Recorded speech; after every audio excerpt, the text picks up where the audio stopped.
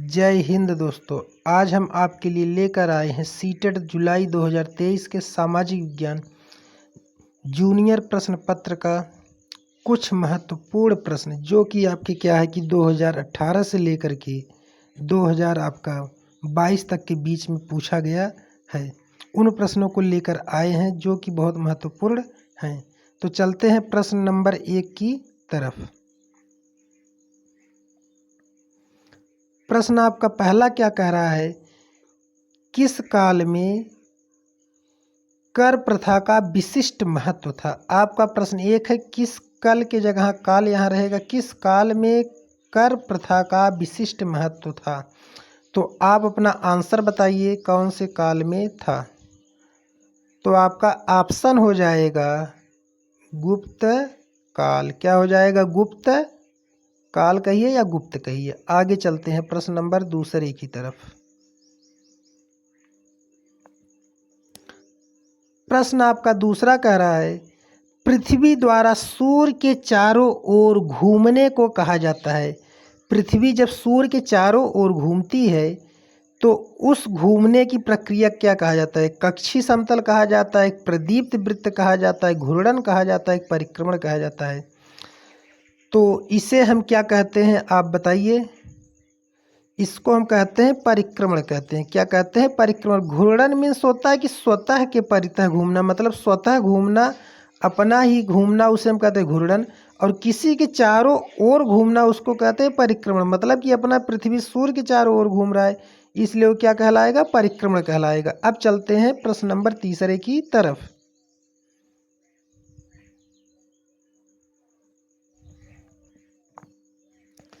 प्रश्न आपका तीसरा कह रहा है दोस्तों कि भारत में मुंडा जनजाति किस क्षेत्र में निवास करती है। भारत में मुंडा जनजाति किस क्षेत्र में निवास करती है।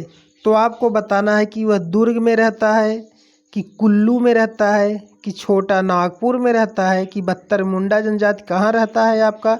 आप अपने प्रश्न का उत्तर दीजिए। तो आपका आंसर हो जाएगा छोटा नागपुर। क्या हो जाएगा, छोटा नागपुर। चलते हैं अगले प्रश्न की तरफ।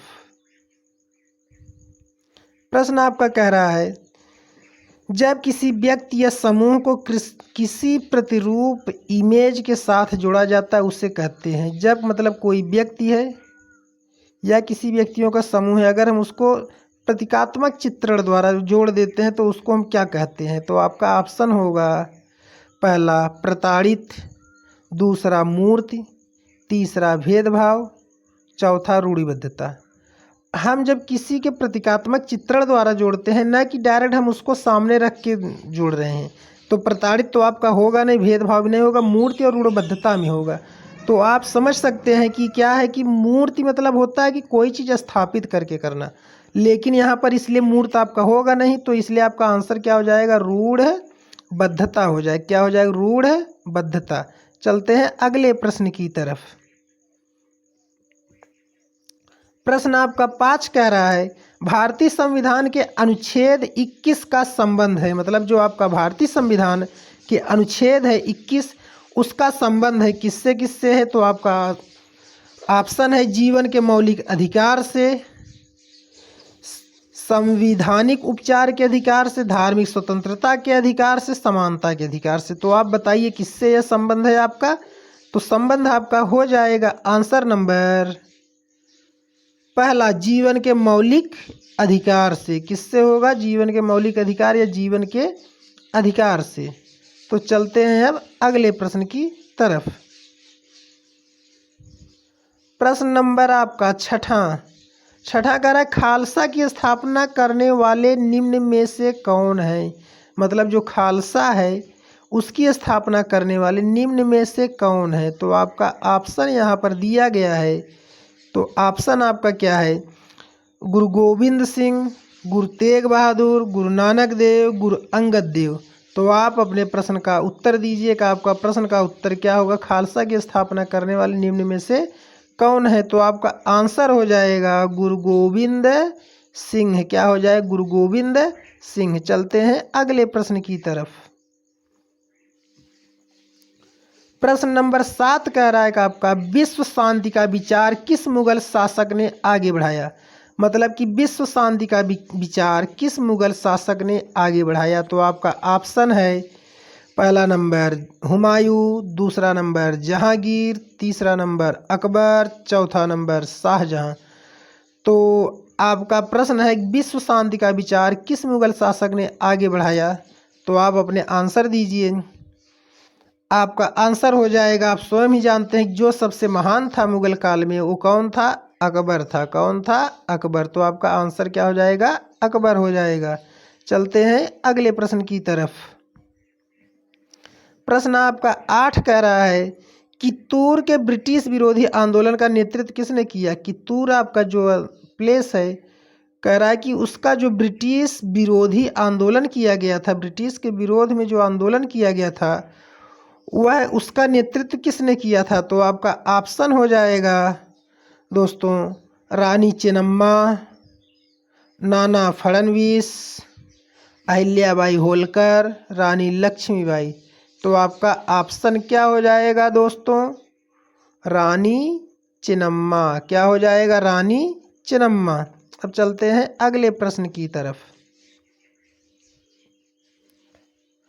प्रश्न आपका कह रहा है 9वां, स्थान कामा लोग कामा वस्तुएं व प्रकृति जो किसी भी जीव को घेरे रखती हैं कहलाती हैं। मतलब कि स्थान है, लोग हैं, वस्तुएं हैं, प्रकृति है, जो किसी भी जीव को घेरे रखती है उसे हम किस नाम से जानते हैं, वह क्या कहलाती है।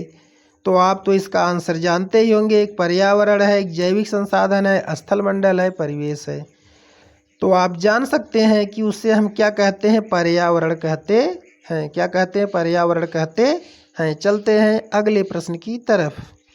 प्रश्न नंबर आपका 10वां कह रहा है दोस्तों, पिंड जिसमें अपनी उष्मा व प्रकाश नहीं होता। मतलब वह पिंड जिसमें अपनी उष्मा व प्रकाश नहीं होता लेकिन वे तारों की रोशनी से चमकते हैं कहलाते हैं। मतलब कि वह पिंड जिसमें अपनी उष्मा का प्रकाश नहीं होता है लेकिन वह तारों की रोशनी से चमकते हैं और कहलाते हैं।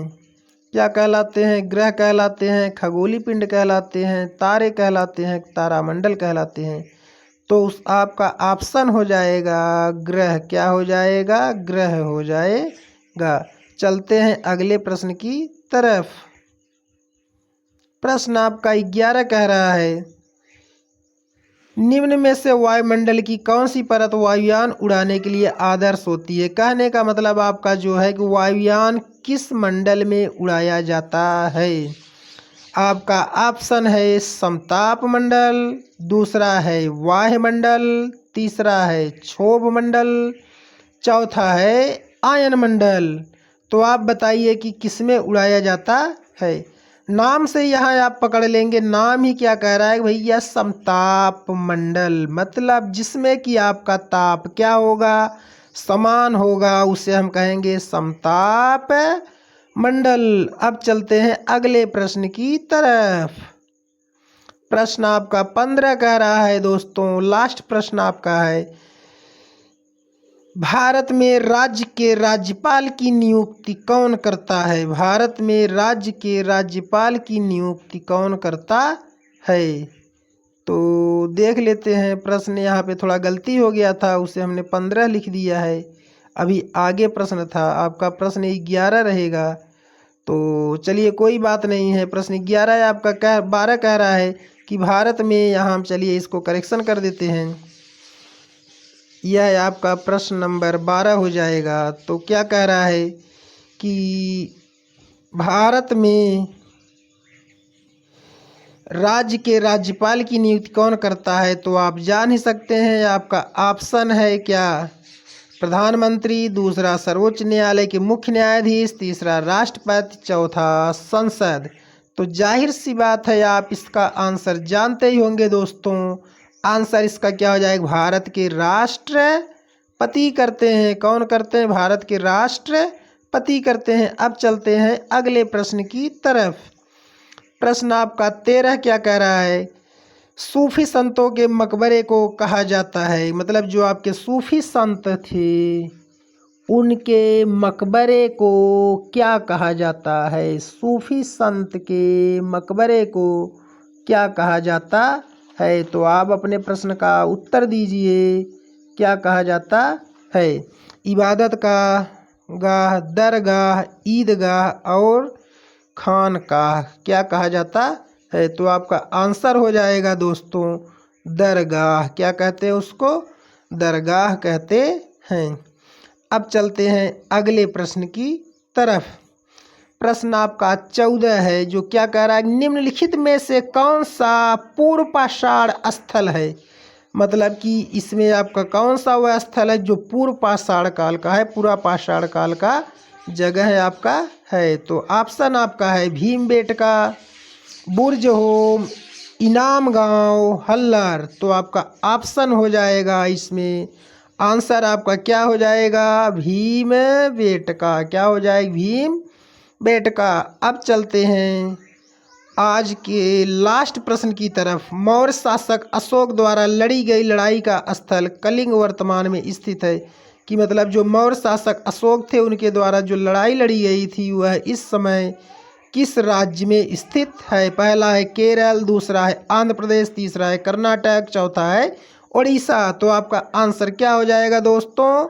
उड़ीसा हो जाएगा। अगर आपको मेरा वीडियो अच्छा लगा हो दोस्तों तो हमारे चैनल को सब्सक्राइब और वीडियो को लाइक ज़रूर करें। ओके, जय हिंद दोस्तों।